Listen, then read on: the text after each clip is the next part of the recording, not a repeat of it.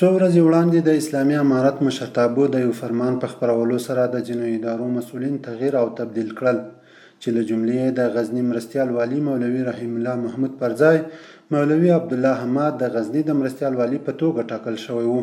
مسؤلین وایي تغییر او تبدیل په دولت کې یو اصل دی او موخه یې د کارونو ښه ترسره کول او ولس ته لا ښه پر وخت خدمات وړاندې کول دي. تغییر تبدیل دا د اسلامي امارت یو اصل ده. څوک چې له یو ولایت نه بل ولایت ته یا بل چېرته یا انتقالیږي یا ځي تبدیلیږي، هغه د خطر باندې نه وي چې مخکني مسؤل په هغه ځای کې خدمت په ښه طریقه باندې نه وي ادا کړی.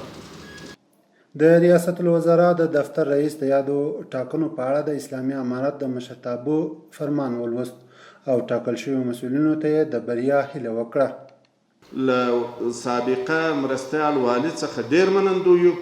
الله جل وعلا شانه دې ټول د ده کړي اقدامات د نیکیو په پله کې ور واچي.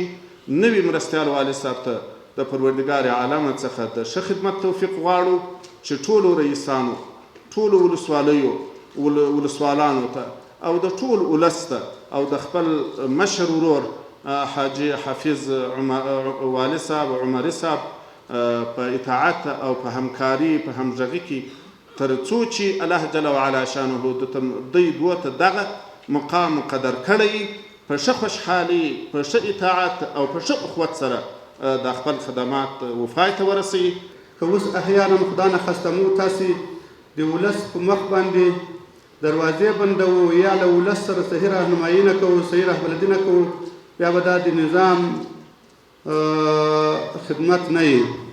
نو له ټولو ملګرو څخه مو دا غوښتنه ده مسیرانو ته د اطاعت اطمینان ورکوو او له الله پاک څخه د اطاعت غوښتونکي او الله پاک د کامل اطاعت پرې راولي. د یادونې وړ ده چې د غزني پخوانی مرستیال والي مولوي رحیم الله محمود د کندهار ولایت د سپین بولدک ولسوالۍ د ولسوال په توګه ټاکل شوی دی.